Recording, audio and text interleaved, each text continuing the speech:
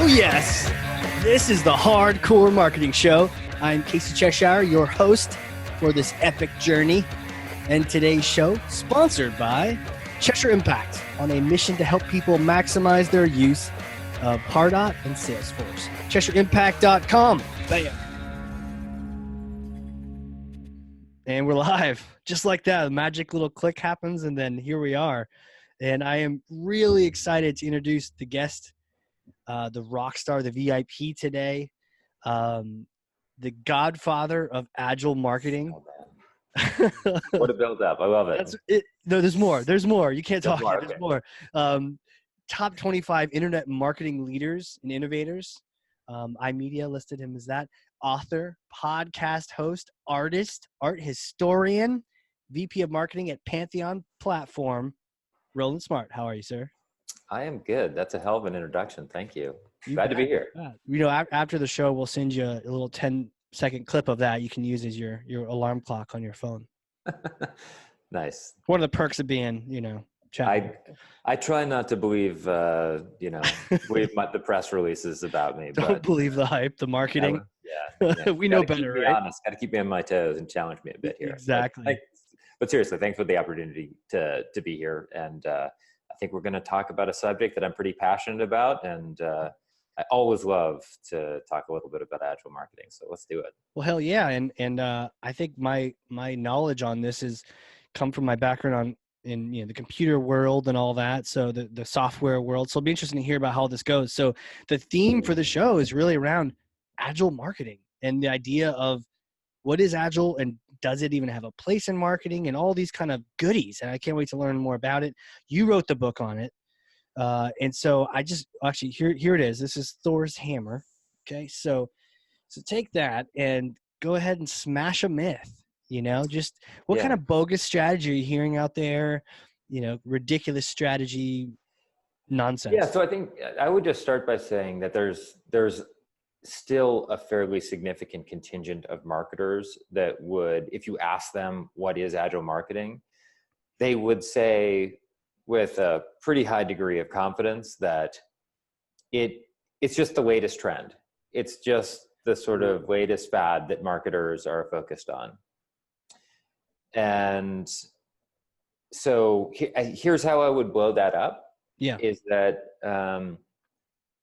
so I think most of those people who say that just don't have a good understanding of actually what is a very long tradition that is behind or has led up to what we call Agile marketing today. So, Agile is something that really got its start over 40 years ago in the software development world. And in the early 2000s, some really smart developers got together and created something called the Agile Manifesto, which the Agile Manifesto was really just about putting a bow around a set of values and principles that cutting edge developers had been developing over the previous, 10 or 15 years. Right. And they said, everybody should be working in this way. This is a better way of doing it.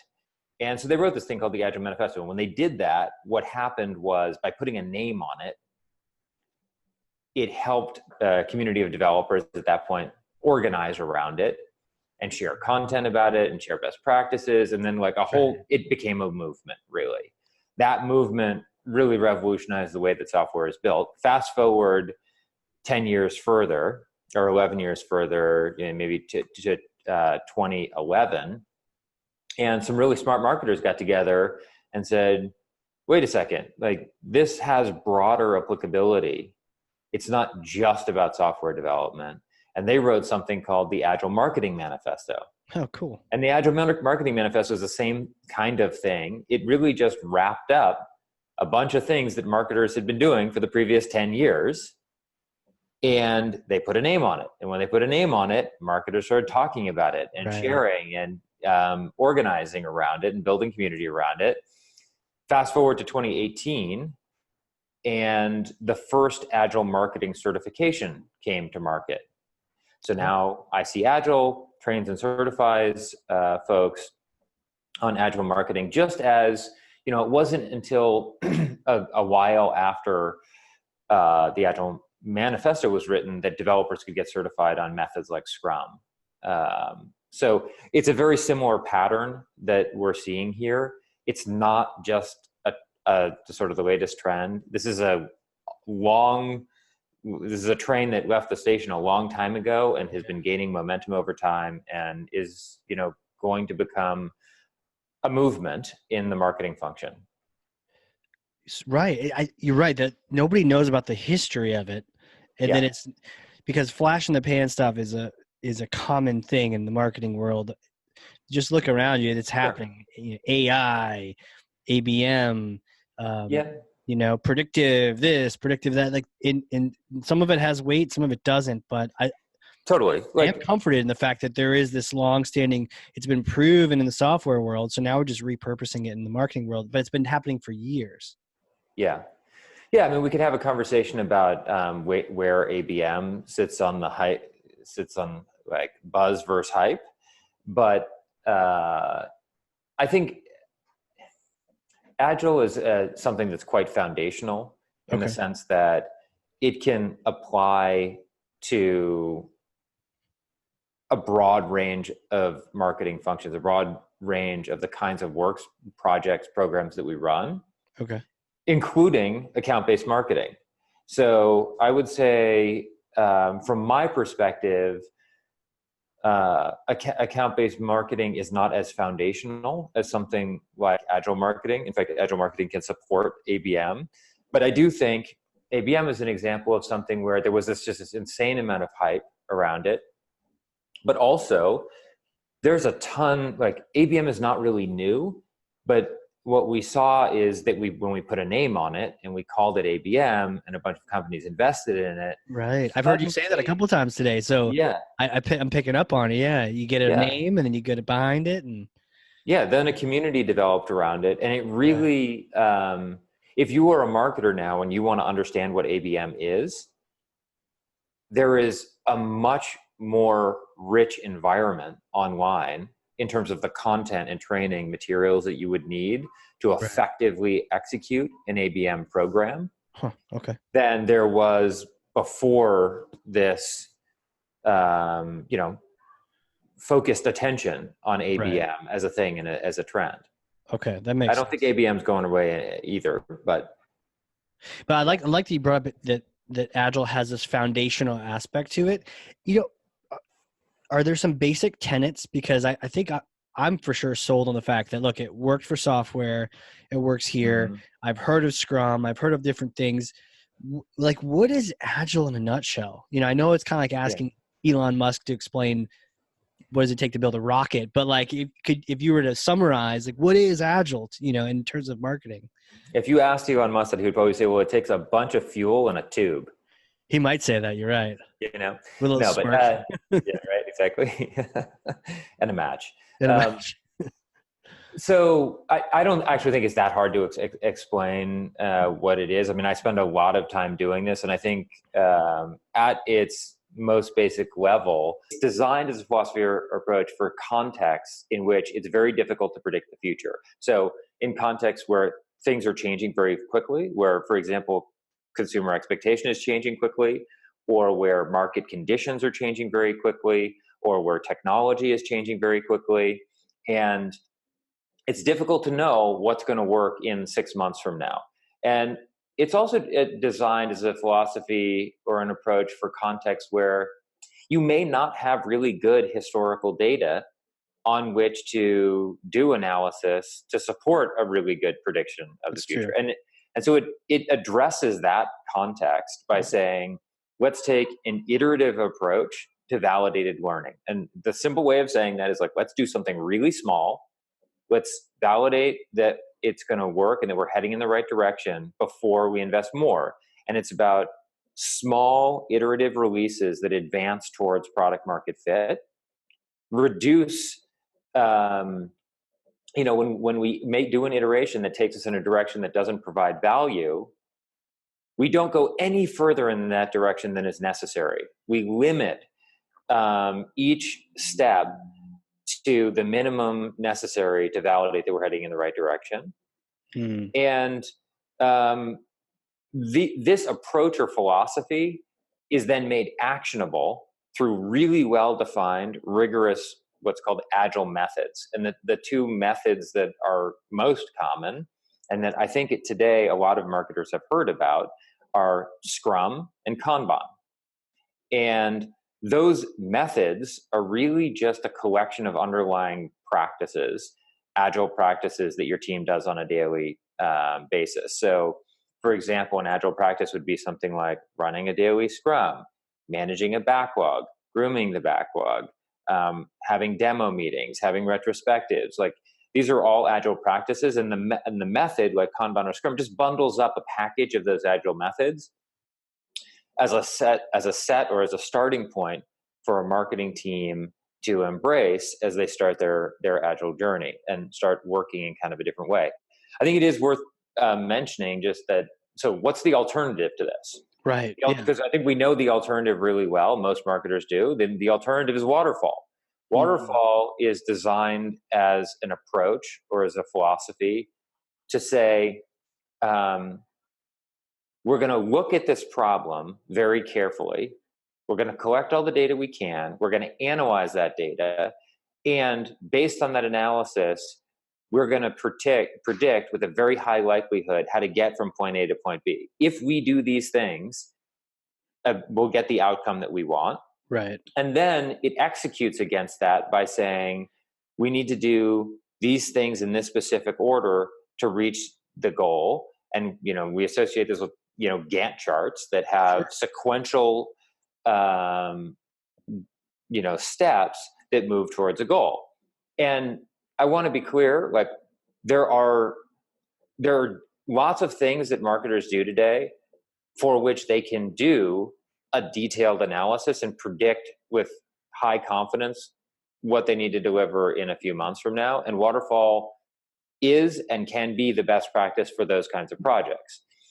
The problem is that increasingly marketers are operating in an environment where they don't have the historical data, or they're making assumptions that turn out to be wrong. And I think, the thing that I would point to that every marketer that I know has experienced is, like, I have never seen an annual marketing plan that survived more than a quarter. And in many cases, there are marketers who are building annual marketing plans that literally don't survive the first few weeks. And so that exercise of working in that way is inefficient. It is, leads to, nobody wants to. It's really painful when you build a plan based on a set of assumptions, and you immediately step into the fog and discover that a bunch of your assumptions are wrong.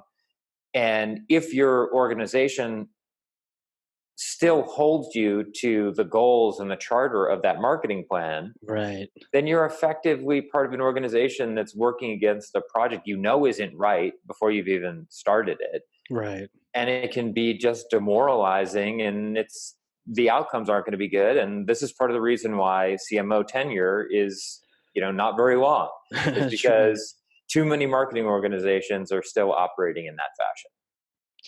Right. And I can see you're stuck. It's like you're in that barrel about to go over the waterfall, or you've already gone off the waterfall, right? You set the plan. This is what we're doing this year.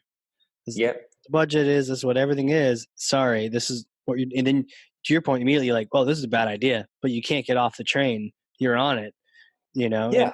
yeah, I mean, gross. that's certainly where a lot of marketing organizations find them. So, I mean, it depends on the scale of the company also. Like, at really big companies, it's hard for teams that are on the ground to have influence necessarily and raise the flag that says, hey, these assumptions aren't right. Right. And then trying to change the direction while you're also trying to continue executing against the thing that's on plan. And there are going to be people who are debating whether or not the assumptions are really wrong, and things just get complicated and ugly and not productive. Right. And it's like this is already proven to be effective in the software world, where it's like, okay, Yes. we're building the wrong thing here, people. Let's stop building it. Otherwise, you spend all that time and money and resources building the software thing, or in this case, that marketing campaign that Yeah. it's not even your target audience anymore. Yeah, totally. And in marketing, right, we are managing more software than ever before. So in many cases, it True. is actually software Oh, that's a good point. for the marketer. But it's not just software. I mean, I think what I would just say is that as you look at the way that Agile has made its way into the marketing function, uh, an obvious use case to start is the software stuff that marketers manage, because the tradition comes out of the software development world. Right. But the broader applicability of Agile in the marketing function is, I think, is coming to light for any marketer that has used it in the limited context of their software projects. How complicated is it to start using it? Do you need to go get trained? Obviously, there's a great book that we're going to have links to Yeah. and everything, but is it enough to just get a book? Do you need to get certified? You mentioned earlier there's certifications. I mean, Mhm. or is just, hey, start doing these 3 actions at work. I mean, how do you Yeah, get so it around? depends on the context you're talking Good about. If point. you're at a Yes. giant enterprise company, Yeah. I think it's going to be harder to start with just a book. But there's tons of organizations, certainly in the startup world. Folks are getting self-directed. They are acting in a self-directed way around this, and there's a ton of great resources online. I would say there is a very active ecosystem that has developed over the last 5 years to support marketers that want to embrace agility. So that includes the biggest consultancies in the world, the Bains, the McKinseys, the Accentures, the Boston Consulting Groups.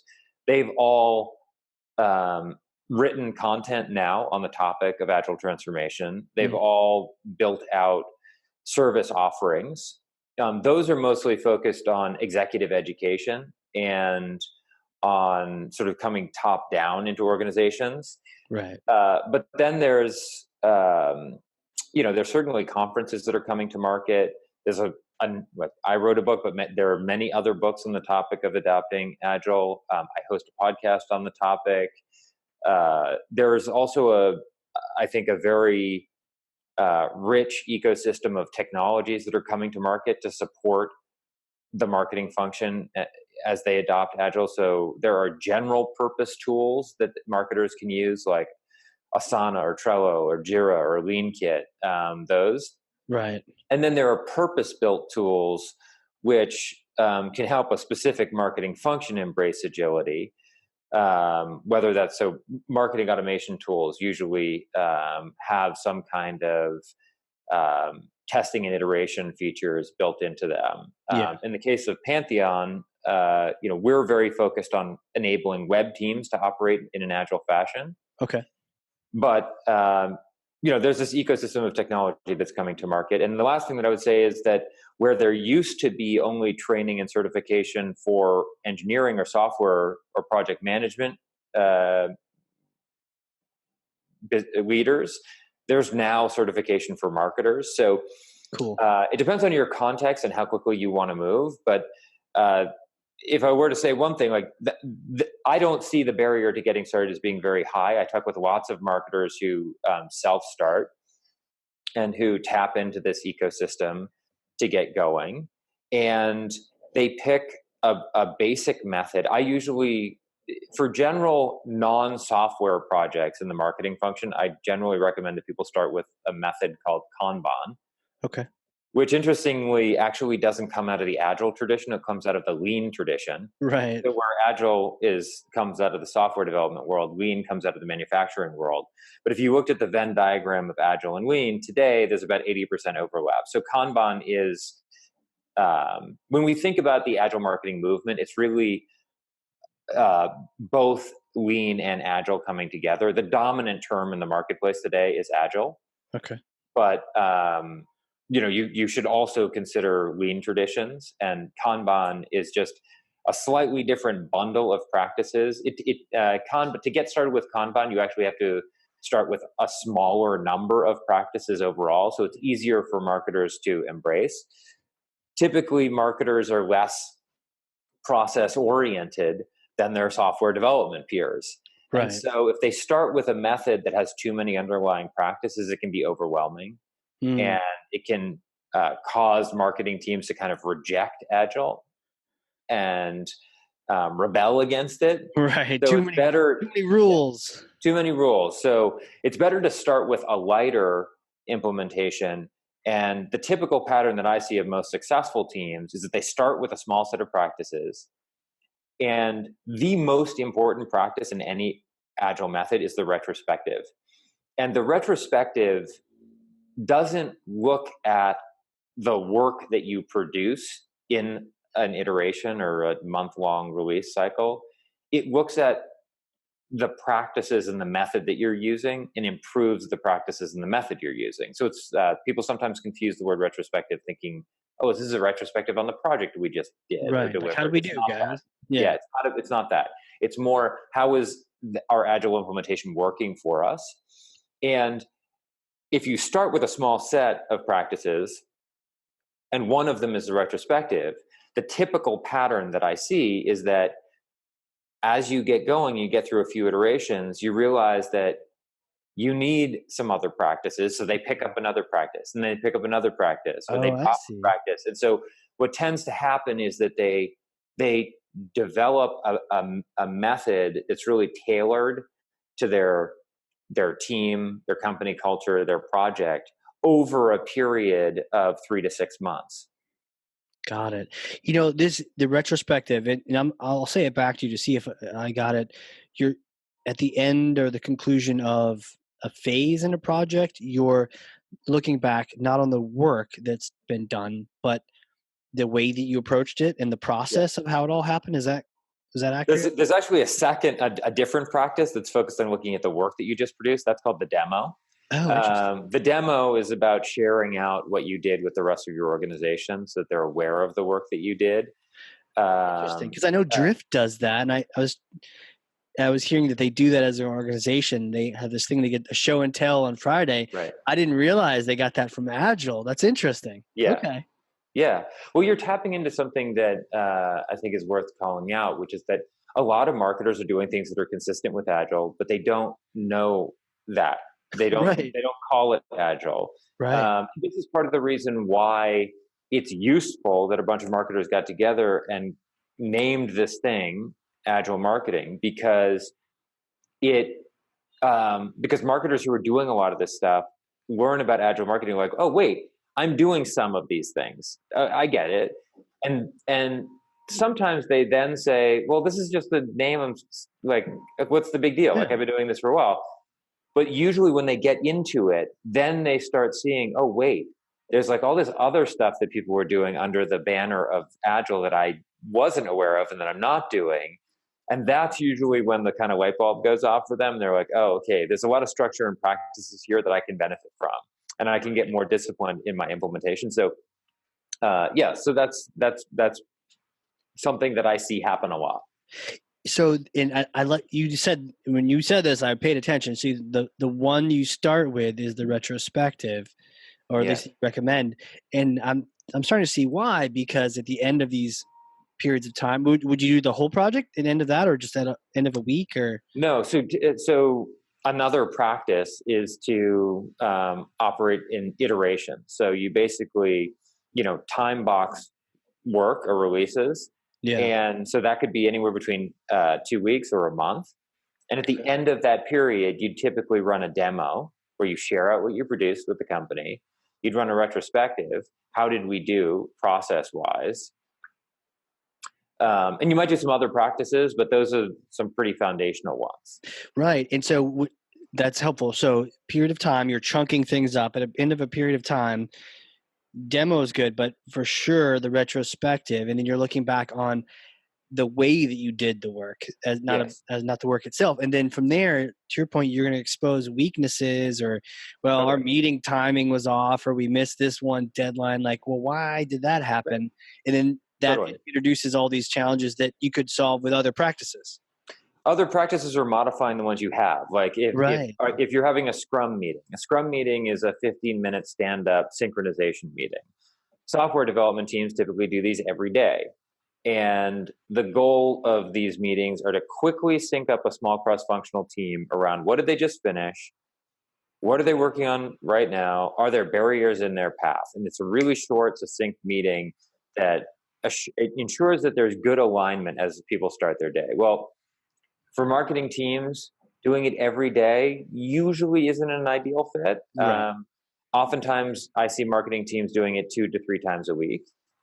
So I just like it could be at the end of a retrospective, you say, wait, we're doing Scrum isn't serving us well at 1 day a week. Maybe Right. we need to try it twice a week and see if that helps. Right. So it could be just modulating a particular practice, or it could be adding a new practice. So part of what a practice that goes really well with operating in an iterative fashion, month-long releases or 2-week-long releases, is that you typically would have a backlog. Maintaining a backlog as a practice that is a pretty foundational one. And that's just, you've got a list of priorities. You're trying to scope those priorities. How big are they? And you're trying to prioritize them from a business value perspective. And at the beginning of each period or each iteration, one of the things you're doing is you're doing sprint planning, and you're figuring out, okay, of the stuff in the backlog, what are we going to try and knock down in this sprint? Is sprint tied to iterations? Yeah, sprint is an iteration. Yes. Okay. Yep. So there's a practice of having a backlog and grooming a backlog. And grooming a backlog means you look at the items in the backlog, you scope them. And when you scope them, you're often breaking them up into smaller pieces to make sure you're not doing any more than you need to validate that you're heading in the right direction. And you're also doing work to understand, try and assess the business value. And it's the combination of feasibility and importance that allows you to create a priority score for them. I love that. Feasibility plus importance. It just sounds like really good best practices for project management. It is. I mean, more than that? you can, so yes, because you can have project management with Waterfall too. True. Right? I mean, you can have somebody manage, do project management with incredible excellence and mastery. Yeah.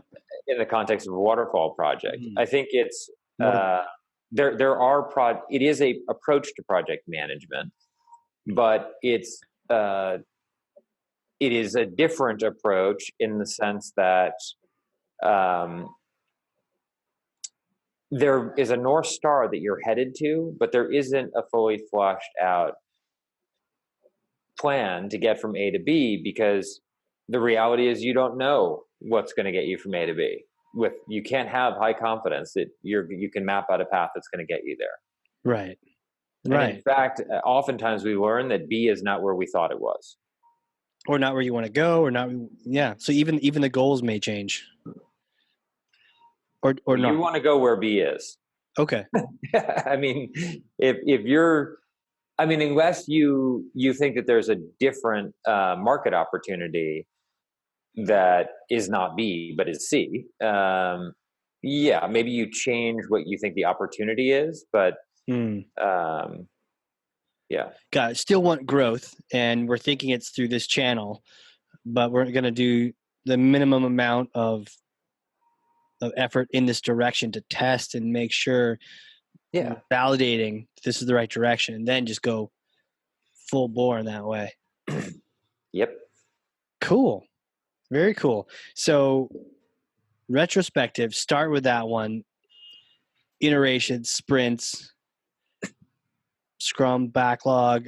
Any other ones that stand out for like that marketer that wants to start beginning into this process? I think that's a good starter. That's a good start. Good. I don't need too many. To your point, right? Don't overwhelm. Yeah. Okay. Totally. I would start simple. Yeah, start simple. Okay.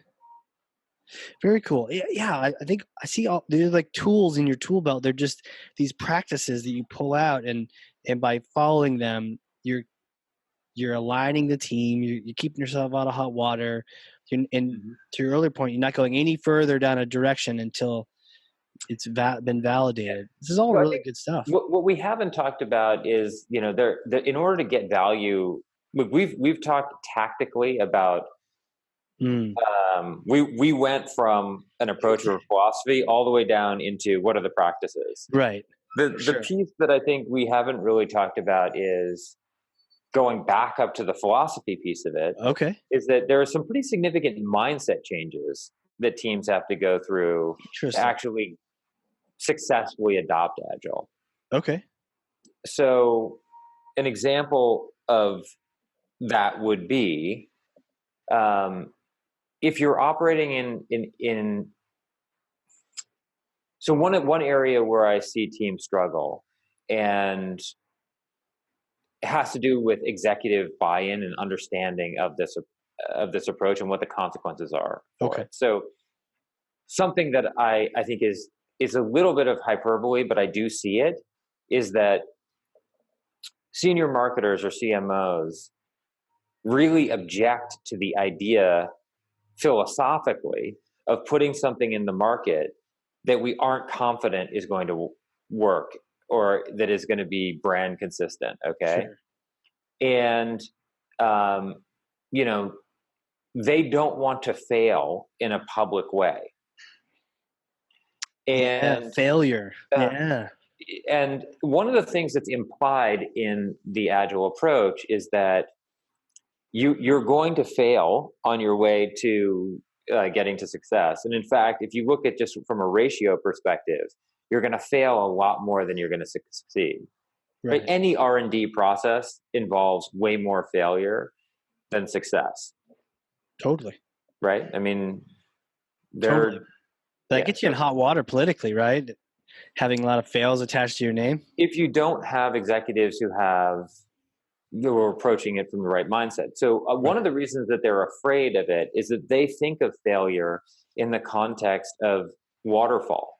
Mm. So failure in the context of Yeah. waterfall is really bad because you started the project from the premise that you could that you could do an analysis that you had high confidence was going to be right. So if you get to the end and it turns out you weren't right, you've invested a ton of energy and time in getting there, and the consequences are going to be huge. Right. So if you are an executive and you're thinking about failure and that's what you think of, yes, you're going to be afraid. But the thing is that when you're embracing Agile and you're working in small iterations, any one failure is actually going to be really, really small. In fact, the goal is to make failures as small as they can possibly be. And Cool. so, um, I think that if you put this in the context of brand, for example, there's another component to it, which is a traditional understanding of brand would be to say, we're not going to put anything out in the marketplace that's inconsistent with our brand. Mm. And this is just a fundamental misunderstanding of the way that brands operate, in my view. I think it's more that, they're afraid that they're going to somehow do a disservice. Their audience is going to be offended by how they put something in market that's inconsistent with the brand. The Right. reality is that if you're making small changes and you do something that's inconsistent with the brand, and your community or customers tell you, "Hey, this is wrong. This isn't the brand that we think you are." Right. If you are able to then respond very, very quickly and Mm-hmm. correct the issue, the net result of that is actually that your community is more attached and loyal to your brand than they were before the experience. So Right. this sounds odd, but making small mistakes in a public way and correcting them actually has a more significant impact on attach rate than doing something that's brand consistent on a big scale. I'm trying to think of examples of that where companies, and I guess the small ones you don't even remember. I guess if you make changes to your brand in a waterfall sense, who was it? Maybe like the Gap or something. Oh, I think it was the Gap had this horrible logo that everyone just Mhm. hated and refused to use. I don't know if they ever went back, but it was like this big, sharp change. But that was still in the context of a waterfall project, right? Sure. They did a big reveal. Right. So what I big reveal. would Yeah, say that's a is waterfall move. it's more like you can still have a big reveal with an agile project, but like they should have been testing that logo in lots of small ways with their insiders and VIPs, and they should have been assessing the bigger impact earlier on. And at some point, after the logo had already been deployed in a number of different contexts and validated, they could have still like set up a stage and pulled back the screen and said, our new logo, right? They're not, it doesn't stop them from doing that. Right. You can still do that.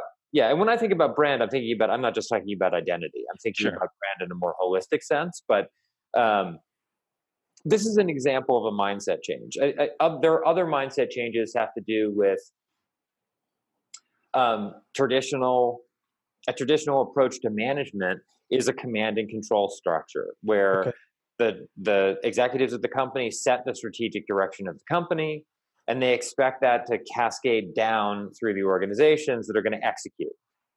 With Agile, I mean, again, that's based on waterfall. It's based on the executive team is looking from the top of the mountain. They see the entire field. They have a high confidence about how this war is going to play out. Right. And they're directing their troops. And the reality is that it's a jungle. Mm-hmm. And the people who actually are closest to the work are the ones who are likely to have the strategic insights that are really going to drive the business forward and that are going to win. Right. And so adopting an agile approach really flips the traditional command and control structure. That's not to say that insight and strategy isn't going to come from the top down. It will. Right. Executives have a unique viewpoint, and they have a perspective that's very valuable for the business, but it needs to be integrated with what the teams who are actually on the ground and closest to the work are seeing.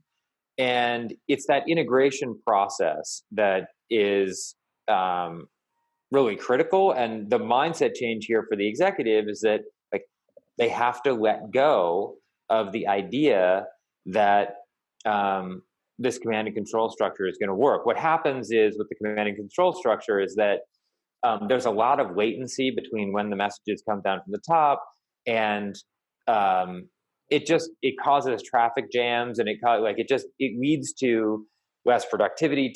Teams are that have validated they're heading in the wrong direction end up keep continuing in that direction for extended periods of time, and they probably know it. Totally, yeah. This is the thing that we talked about a minute ago. Like we had a marketing plan, we agreed to it. You're supposed to be executing on it. Right. How do you do that? How do you resolve the two together? That long tail, the long-term vision of maybe that hierarchy without the command and control system, and then the information from the boots on the ground, and then how do you resolve those magically together? Yeah. I'm like talking with my hands right now. Yeah. I have no idea what I'm like. My hands are like flying all over the place like I'm Italian. So I think so in the market, there are a number of different, let's go back. Software development. Software developers have been dealing with this problem for much longer time. Good point. Right. So they've got some practices and frameworks that are designed to address this very problem. There are things like scaled agile framework or SAFe, and there's large scale Scrum, and there's other frameworks that are out there that are designed to integrate this bottom up agile model with a top down strategic model. I think for companies like Pantheon, what we are doing is we have a lighter weight framework, which was popularized at Google, called the Objective and Key Results, or OKR framework, which has goals that are set at the top level by the executive team and do cascade down into the company. Each team builds their goals off of what the layer atop of them is focused on. So in theory, like there's strong connectivity coming down into the company. And then as these teams manage and build their backlogs, they're pushing back up and saying, like, this goal that you have is inconsistent with what we're hearing on the ground, and like there's a process by which they can surface those, because their goals have to be approved by their managers, who have to be approved by their managers, and so on. So the OKR framework itself provides opportunities to drive synchronization between these layers within the company. Yeah, you would need a process, right? So people feel safe doing that. Yeah, I mean, yeah, totally. Yeah. There are for those of your listeners who are interested in this, I would recommend just familiarizing yourself with those scaled agile frameworks that are out there. There's some really good ideas. I mean, I feel, as I have engaged with really big companies on a consulting basis, or through my work at Oracle, the need for this is most pronounced at bigger companies. Mm-hmm. Right, because you have more and more layers. Yeah. Latency, you talked about earlier, just gets longer and longer. Yeah. More delayed, and then people feel really disjointed at that point. But I could say, even a company our size, 20 people, sometimes you can get so into your own processes that that this kind of thing can pop up. And it's funny, as we're talking about this, how I even have some systems in my own company that are designed in a very agile way to change things up on the quarterly basis, not just the year. And it's interesting that not only are marketers maybe using these things, but even companies are using these things. They may not even know that they're agile. Yeah, totally. But once they figure that out, their practice, the likelihood that they're going to improve their practices is increased. Right. Being more intentional about it, knowing what's actually happening. Don't just sort of like fall into it. Yeah. Interesting. So the book, when did you write this? It's called The Agile Marketer. Yeah, in 2016. 2016. How was that process? It was good. The book, I wrote the book in what I would describe as kind of agile process. So a lot of the content that's in the book was originally written as a blog post. Oh, perfect. And, I wrote this blog post just to share what I was learning with other marketers. People commented on the blog post, told me how and where I was getting it wrong. Sure. And, I rewrote a lot of those blog posts over the years, and then eventually decided to kind of pull them together. The component, like that, I didn't just string together blog posts to write the book, but the ideas were there.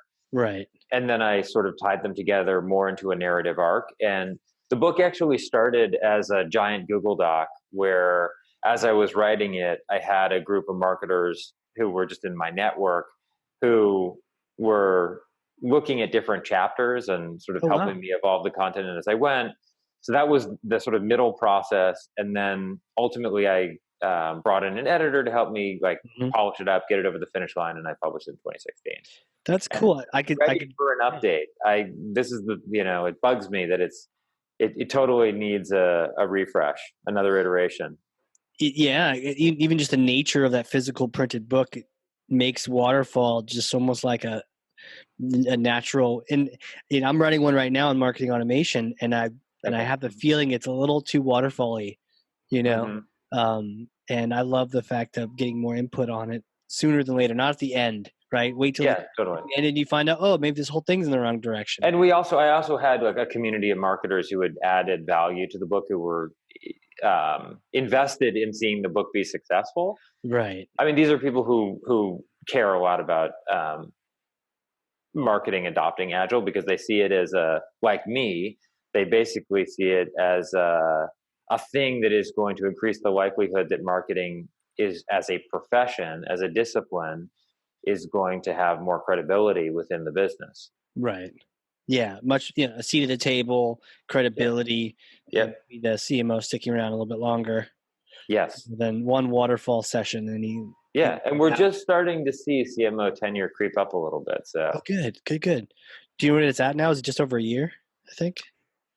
Yeah, so there's actually new research out on this, and I need to dig into the research. It depends on how you slice it. If you're looking at high growth companies, I think it's still in the 18-month range. Yeah, okay. If you're looking at more established companies, it's I think gone from, I want to say 30 months to up into somewhere in the 40s. Oh At least wow. that's the latest research that I've seen. Yeah, the high growth thing is a dangerous one. You don't want to be a I flash. know. Well, I know. That's what I'm up against here. Yeah. So So, who are you? How did you become the godfather of agile marketing? I've since labeled you that, so we're just yeah. gonna roll with it. I don't know if I can accept that mantle, No, you but can't. What would you modify that to? We don't have to go any further down this path until we can modify it. yeah. Okay. Well, I mean, I would just say, Agile. I am one of I think a group of marketers who are really trying to get this ball rolling, so to speak. And, I think that there are people like Jim Ewell. I think there are people like Scott Brinker. There are people like Andrea Freirear, Yuval Ure. Yeah, Frank Day is my co-host on the Marketing Agility podcast. So I think a cohort of marketers who've been trying to advance this for a while, and I consider them my compatriots in making this movement happen. Excellent. Well, certainly an advocate and Yeah, probably the best dressed of all the agile marketers. I don't know. I don't know about that. Maybe. I don't know. Maybe you can accept that award. So, but tell me, like, who are you? Where did you come from? How did you end up the way you're at now? Maybe you take us back to, you know, Yeah, baby Roland or the dinosaurs we were saying earlier. sure. Right. Well, I came to marketing through a non-traditional path, and I think that's probably contributed to the fact that I had to be more entrepreneurial. And I started actually early on in the art gallery business. I have an arts degree. I was focused on design and art when I was in college.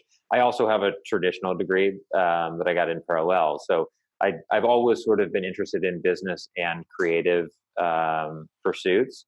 So Right. marketing was a very good combination of those two things. Early on in my career, when I was running some commercial art galleries, I discovered that I was good at marketing, and I would say uh, I discovered an interest in marketing, and at the same time a disinterest in being in the art business. Right. um, Right. At but the same time that's happening, you're like, I don't know what this. yeah, I mean, I just, that was not where I wanted to put on my business hat. Right. And but I did sell a lot of art, and actually through the process of selling art, a lot of my clients at the time were business people. They Got were it. they were entrepreneurs. Right. And I like, there was a couple of conversations that I had with uh, I wouldn't even necessarily describe them as collectors in the traditional collector sense. They were people who bought art, and they had businesses, and sometimes they were buying art for their businesses. Mm-hmm. And they saw what I was doing with the gallery and said, well, you've created a lot of excitement around this gallery in this space. Like, I'm basically trying to find a way of doing that for my business. Would you consider helping me do that for my business? And Right. so that's when I started. Essentially, I just, in addition to running the art gallery, I said, sure, I'll give it a shot. And I was basically working as a consultant. That eventually became my main gig, as I was working just as a consultant. And that was an interesting experience. I had the typical kind of lumpy life of a consultant, that it seemed like everybody wanted me to work for them at once, and then Right. things were thin, and then Right. things got Right. really Totally. busy. And so I was living that. But the good part about that time in my life was that um, because I didn't have a formal marketing degree, and really all the work that I was getting was word of mouth. I didn't have a shingle. It was just people recommending me. Um, I think that made it so that people who were coming to me weren't looking for a guy who's great at PR, or a guy who can help me with my website, or a content marketer, Generalist type or I stuff. need a Right. product marketer. And so the the impact for that had on my practice was that I got thrown into everything. Like, people would just throw projects at me, and I would say, hey, look, I don't necessarily have a ton of experience doing this, but I'll give it a shot and we'll see how we go. And I had a great network at the time, and I learned a lot from other marketers. And to be frank, at that time, I was also immersing myself in, I didn't get a marketing degree, but I read all the books, I read all the curriculum, and I was Right. trying to give myself an education as I was going on. And one of my observations was it seemed like there was a lot of great stuff and information I got out of that curriculum, but there was a real disconnect between what was happening in my day-to-day life and the content that was in these books. Sure. And while they did provide a foundation, they didn't really provide me with what I needed to get shit done. Right. And so I was at a place where I was like a lot of marketers today, where I started doing some things that are consistent with Agile. I didn't know about Agile back then. But that's the way that I was doing it. Not very well, but better than some other people, apparently, because people liked hiring me and I made a difference for their business. Right. And eventually, I was consulting for a company out here in San Francisco. Actually, it wasn't even a company yet. I was consulting for a guy who was a very successful entrepreneur who was about to start his next company. But it hadn't been started yet. They were just sort of trying to get their act together, and he needed support telling the story and, Sure. all the things you need to do to raise money and get going. And so I was helping with that. And I was coming out to San Francisco, and he eventually got his business off the ground. This guy was the founder of a company called Odwalla, which was bought by Coca-Cola, very, very well-known beverage company. And I ended up being one of the first employees of that company and coming on as their marketing person. And that's when I would say that was when I transitioned out of the world of being a consultant and really started focusing, in this case, on a consumer brand, which was great. And being in San Francisco, I quickly learned about the marketing technology space because, right. This was the early days of social media. And I just got really interested in that space. And as I integrated into the San Francisco community, I ended up transitioning to work for some marketing technology company startups, helping grow those startups. I worked for a really interesting consultancy, design consultancy, or user experience consultancy called Adaptive Path, where they, as a firm, were very focused on helping companies improve the way that they did product management and embraced Agile practices, although they didn't necessarily do it under the header of Agile. They didn't even know they were doing Agile. Well, they knew it was called Agile. They just decided not to call it that. Oh, got it. But one of the things that I learned working there that was really a really profound insight for me was that while they were a lot of their most successful projects, it wasn't just the product management organization. They were teaching how to produce products better.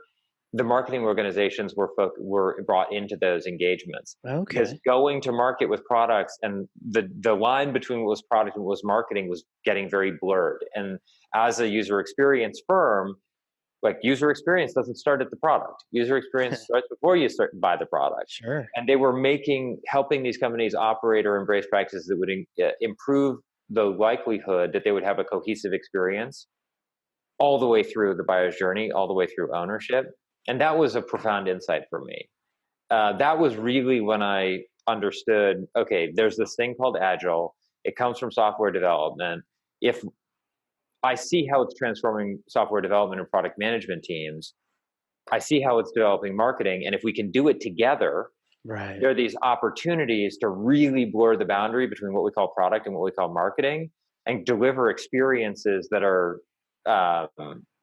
just on a whole nother level, and that where you can deliver really delightful experiences, great experiences that differentiate brands and drive revenue for companies. So that was kind of when the light really went on for me. And then I went back to some marketing technology companies. We sold a couple of those companies. I then spent 6 years at Oracle working in a really big business. trying to take some of these practices to market in the context of a giant organization. Yeah. And while I was there, while I was at Oracle, I was working on some really, really massive scale web projects. Yeah, I mean, tell me about that, because I was Yeah. looking it up. You were the VP of social in a company like Oracle, who just, the brand does not exude like, hey, we're social. It's like, hey, you can Yeah. rely on our servers, but it's not a social thing. So Yeah. how did you balance the two? Yeah, so I actually worked on a number of different things when I was at Oracle. My title isn't necessarily, it's not very representative of the range of things that I worked Got it. on. Yep. When I first came in, I was looking after, I helped set up or evolve the corporate social team, but I also, social for them also meant looking after their community programs. And Got it. community at Oracle, that's a huge user community. I mean, they've got an incredible developer community, not to mention the communities that are built around their marketing automation technologies. So you probably know they bought Eloqua, they bought Right. Responses, they bought Right. like a whole swath of marketing technologies, and all of those technologies had communities associated with them. Right. So really helped sort of modernize those programs. But the theme of the work that I did at Oracle was I was working on modernization initiatives. Typically, we would bring in a technology, oftentimes a technology that Oracle had acquired, Mm-hmm. put it into use for the corporate marketing function, and then either stand up a team or retrain a team to be able to work in a different way to get the value from that Okay. technology.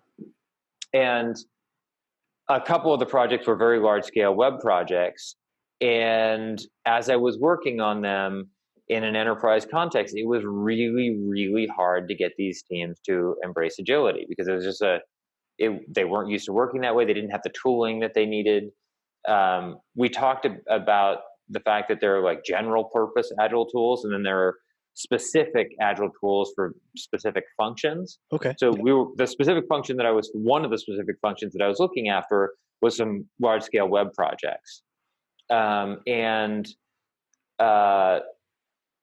they didn't have, so this is a space where DevOps or developer operations would be one of the tool sets you would use to really facilitate. DevOps is all about driving down the cost of deploying changes or releasing changes to software. Sure. Pantheon works on a version of DevOps we call WebOps, which is a set of technologies and processes that are focused just on web teams. So software teams, but software teams that are focused just on web. Just on web. And we didn't have a good DevOps setup. We built one, and what we built worked for us and helped us, but it took a lot of energy to build it and maintain it. And that's when I got introduced to Pantheon. And Pantheon basically is a WebOps platform where instead of having to have a developer on your team cobble together your WebOps implementation and maintain it over time, this is a managed service you can just buy. And when I was exposed to Pantheon and I was working on these projects at the time, I was like, oh my, like, this is amazing. Like, Right. I need this to be able to, like, if we had this, our projects would have been moving much, much faster. And fundamentally, like, it's very difficult to embrace agility if you can't drive down the cost of making changes to your site. Because think about it this way, like in a particular month, right? If the cost of making a release is very, very high, if you're only doing 3 releases a month, 3 major changes to your website a month, or maybe a quarter, if the cost of making any one of those changes is high, it's not that big of a deal. Right. Because you're only doing it 3 times. But when you embrace Agile, you move away from big releases towards, it's not 3 big releases in a quarter. It's 30 really small releases. Right. And if you're doing 30 small releases a quarter and the cost is high, you can't do it.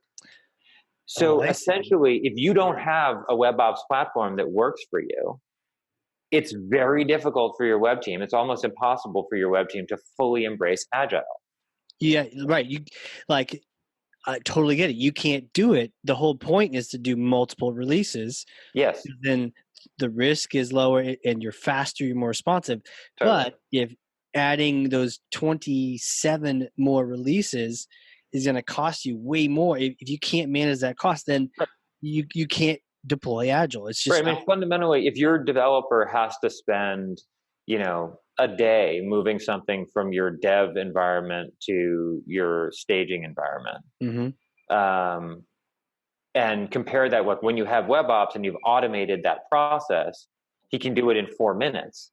Right. Right. He's got a lot of time to work on more releases that he just didn't have before, or she didn't have before. Sure. So web ops or any DevOps process is about automating any and everything you can that will give your web team time back so that they can focus on the higher value things that they can do for you. I mean, development teams or web teams in general, well, I'll just say developers, they're not just task doers. They're not just, they're developers actually have an opportunity to really be innovators and to Right. be creators and creative in the way that they work. But if so much of their time is dominated by drudgery of just working things through a process, then it's Exactly. difficult to get that value out of them, and more broadly out of the web team. Absolutely. No, that makes total sense. And so you became a huge fan because Pantheon then enabled you to deploy, to become Totally. more agile in Oracle of all places. And then, Well, I wish I didn't have Pantheon at Oracle. oh, you didn't? You I wish you had didn't. it. Oh No, I no. wish I had it. But that's why I came to Pantheon, Do they have it because now? Have you sold it into them yet? no, Get it in there. no, no. I know. I wish I could get it in there. They could absolutely benefit from it. But Yeah. yeah, no. Oracle is. They have a challenge in terms of they haven't gone through, from an executive level, they haven't done the mindset change bits.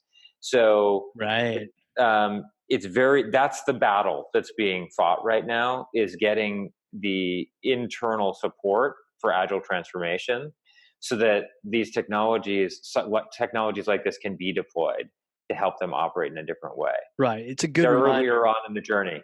Yep. Right. It's not just the tech. You can't just Yeah. deploy that tech. You have to have that mindset shift. Otherwise, you're still not going to. Totally. I mean, the other thing is that they, for larger organizational reasons, or just like by company edict, they have required that these teams use Oracle technology. And so when we built, like we did have a version of web ops. Right. You built your own. Built it ourselves, and that just took a lot of effort. Right. And what we built just isn't as good as what Pantheon built, because Pantheon has hundreds of customers who are giving us feedback. We're dedicated to just building this. Yeah. So it's hard to compete with that. But but this is one of the challenges that large enterprises face. Absolutely. Like, dude, how disciplined should we be about only using our own technology, and for what and where and how much? This is a case where it's still very command and control, where somebody at the top of the organization said, this is the way it needs to be. And the teams at the ground are saying, actually, what we're seeing on the ground is a better way of doing this. And it doesn't actually conflict with our strategic goals as a company, but the messages haven't connected in the middle yet. Right. Right. So, that's one of the challenges, of course, of selling into enterprises. Yeah, 100%. It makes total sense. I can see the moving pieces, and then I can also see why Pantheon would then want to bring you on board. I mean, obviously, you were there. You've been in situations where you would love to have something like this. Well, I think being in Pantheon is a privilege because I am already passionate about helping marketers adopt Agile. I see Pantheon as a tool set to help marketers, particularly that are managing websites, embrace agility. And the reality is, as marketers, like, the website is the single most important digital experience that we have. Right. Hands down. Like, of everything we have in our portfolio, we got a lot of stuff. The website is just it's the key building block in the center of almost everything we do. So it's such a critical piece that my view is, if we can get web teams to adopt Agile and to see the benefit, the rest of the marketing organization is going to get in alignment. I see that, right? Get the creative team doing it, then everyone else kind of follow suit. Because if you want to get your thing built or your change happening, you Yep. need to follow this process. And so Yep. that sort of like invades everywhere else. That makes total sense. Yeah, You it makes got total it. sense.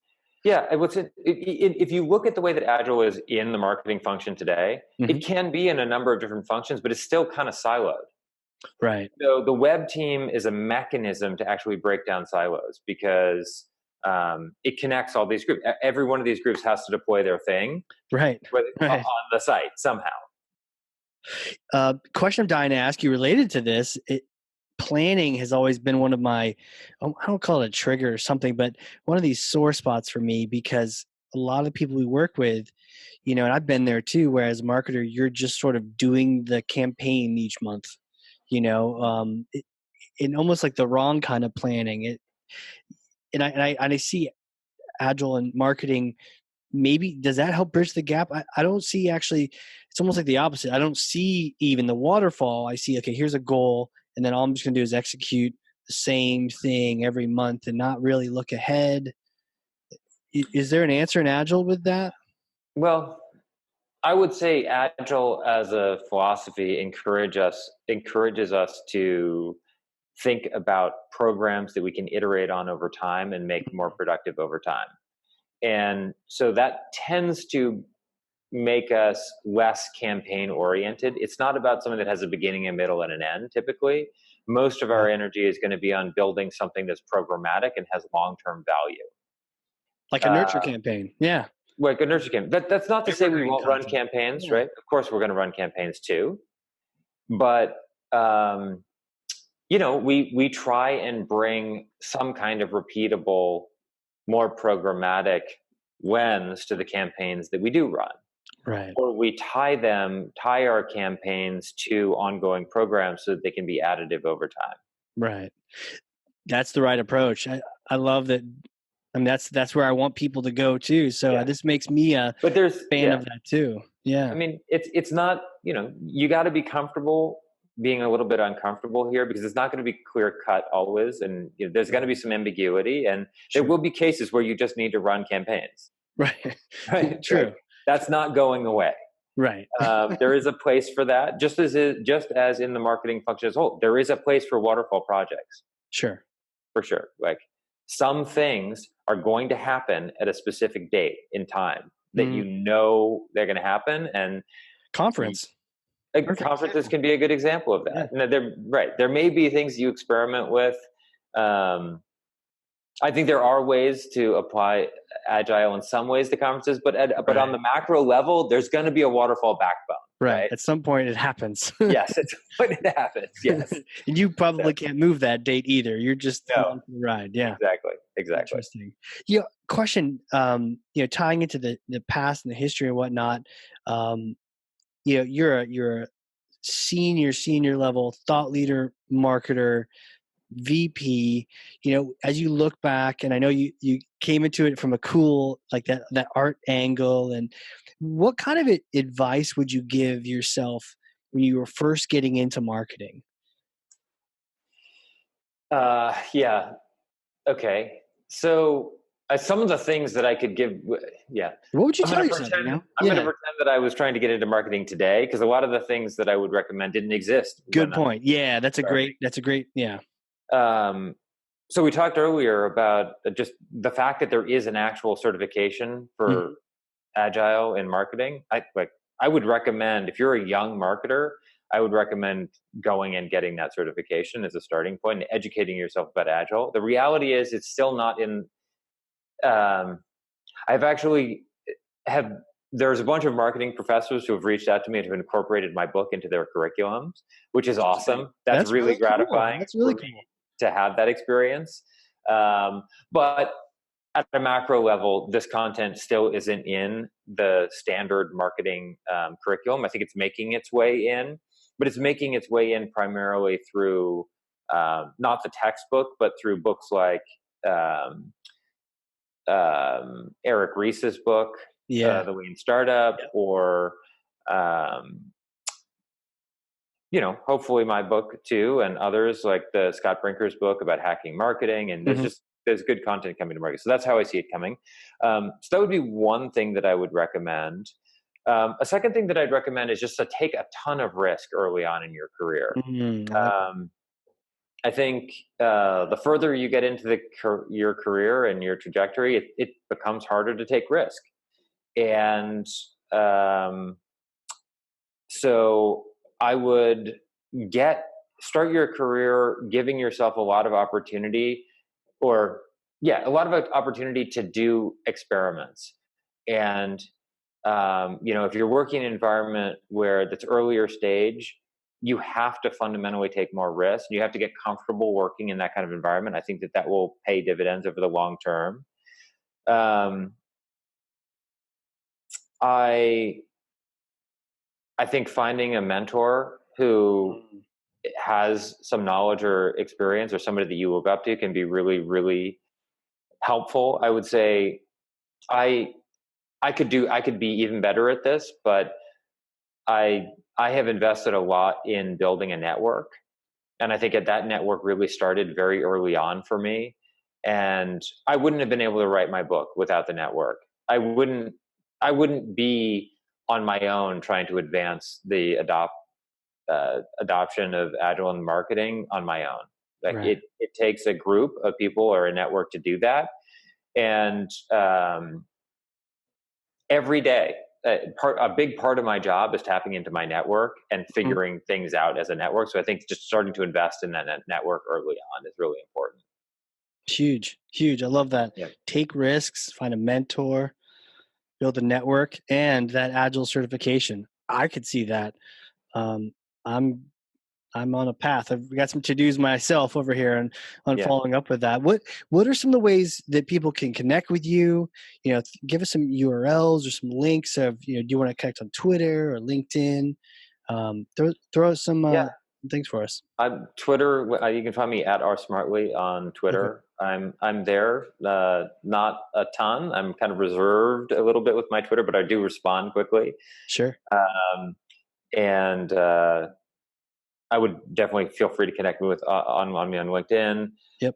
If you think that you have an Agile story to tell, and you're getting into this space, I would say go to the Marketing Agility podcast and fill out a form there. We'd love to potentially, if you've got a story that's worth telling and that what other marketers would benefit from, we'd love to hear it, and I can help facilitate that. The goal of our podcast is really to bring on a broad range of marketers working in any different context, and we want to hear the good, the bad, and the ugly. Yeah. So we've covered lots of different topics there, but we'd potentially love iTunes, Stitcher, all those places you can find that. Yeah. It's the Marketing Agility podcast. Yeah. And of course, check out my book. If you're really interested in this, my book is a great place to start. For sure. We're going to put a link in the show notes, but it's called The Agile Marketer. Yeah. Agile? Agile. You're the author. What do you want? What do you call it? You're the first person to actually ask me that in a really long time. I say Agile. Agile. That's it, man. You got it. But well, you're the author, so I will. I think either way goes. I will respond to both. Right? Absolutely. Yeah. Okay, so the Agile or the Agile Marketer. I love the subtitle too. Turning customer experience into your competitive advantage. So that's Kindle. I'm looking at Amazon right now. Kindle. It's also on audiobook, which is great because that's what I like to do. Did you read it, or did you? I did not. And the guy you will be happy that I am not reading it when you hear the person who's reading it, because he's great. Cool. He sounds very authoritative. Don Hagen. Yeah, he does. He sounds great. He makes me sound really good. Well, that's smart. I hear it's a lot of work, and it is a lot of work. Yes, it's really hard because you wrote the thing and you're like, oh yeah, it makes sense in my head, but when you have to actually say it out loud, it's this whole mind game around it. So the book is definitely an introduction and a foundation in Agile marketing, but it does go a little bit beyond that, and it talks about the role that adopting Agile has on the profession and the trajectory of the CMO. Oh, very cool. So One of my inspirations early on to write the book was, I would consider myself a little bit of a student of Peter Drucker. Yeah. And um, I have a bunch of Peter Drucker quotes in the book, but when you think about the path that marketers are on, the CMO has traditionally been the steward of the brand. And so there's a Peter Drucker quote actually that I wrote down because it's such a good one that I should just say it out loud, which is, Yes. there are only two things in business that make money: innovation and marketing. Everything else is a cost. So just parsing that statement, what he's basically saying there is that there are two drivers of the business. There's innovation, which is the steward of innovation in companies today is really product management. Okay. Yeah. And marketing. And marketing is really, it's not just being the steward of the brand, it's being the steward of customer experience. Customer experience is the thing that, it's the aspirational thing that CMOs can own if they play their cards right.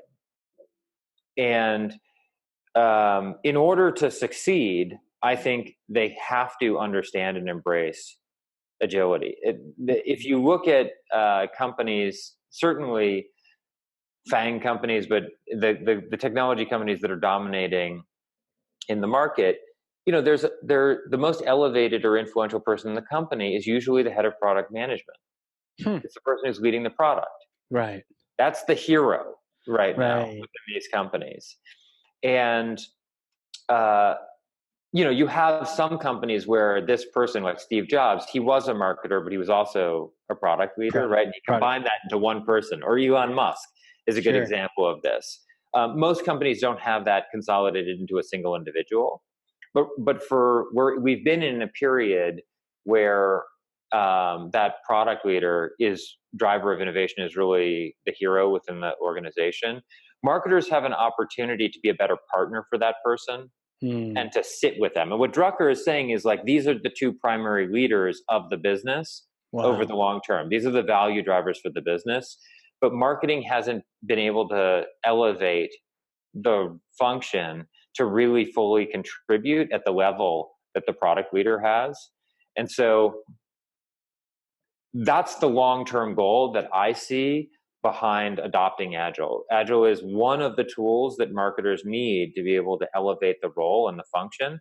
And it is the tool, by the way, that helped the product leader get to where they are. So we're just taking a page right out of their book and putting it to use to advance our profession and to earn the right to be a partner and a leader within these businesses. And they're already speaking that language. So if we speak that, we're even a better partner for them. Yes, totally. And the whole company's aligned then. It's not just products going off doing their thing and marketing and sales, or you're all in lock and step. That's really cool. Yeah. Like, it's interesting that Drucker said that. It wasn't like, oh, the head of sales is the... Yeah, no, this was like 30 years ago he said this. Driver. Huh. Yeah. Another thing that he said, which I think the other, like, probably most famous quote that he said, is that culture eats strategy for breakfast. Wow. And this is basically his way of saying, or I would interpret that to say,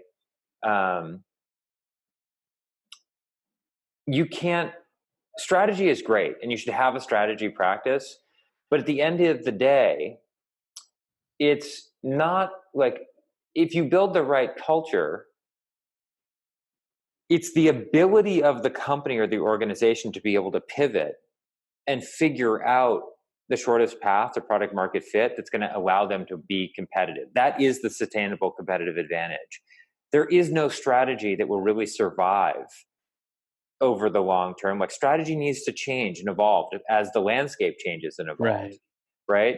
And what Drucker is saying, like, for me, Agile is really the mechanism or a mechanism to build your company culture.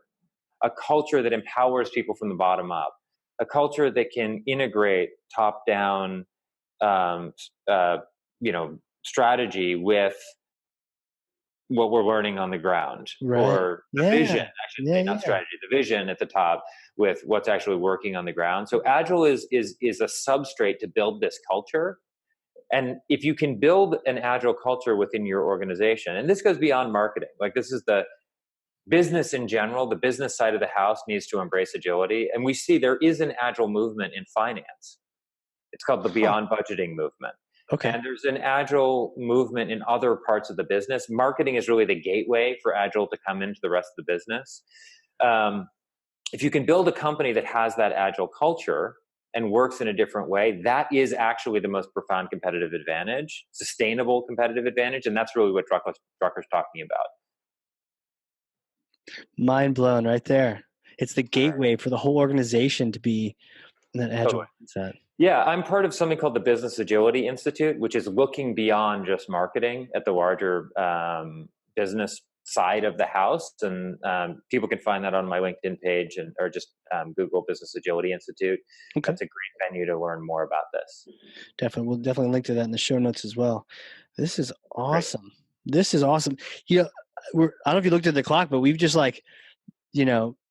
waterfalled through or agiled through a whole series of conversations. And this has been really exciting and interesting. And I've got thousands of notes. I've been taking notes over here.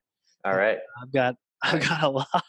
This has been awesome, man. Thank you so much for coming in here and schooling me and everyone else in terms of my mind is so much bigger now, is more open to the possibilities. This isn't just about that tactical practice, right? It's about the larger goal of elevating marketing. Yeah. Fulfilling that Drucker promise, that Drucker quote. Totally. Well, I'm glad to be of service. I hope this was useful for your listeners. Absolutely. And, for those people listening too, if you learned anything, and I know you did because I took pages of notes over here, share this with someone else on your team that you work with. Start creating this thing internally. Get the book, create a little internal group, a little internal study group, and make these changes yourself. And that's how you're really going to grow yourself in that marketing space. So thank you again, man. This has been great. Thank you. Thanks for the opportunity. All right, everyone. This has been the Hardcore Marketing Show. We will catch you all next time.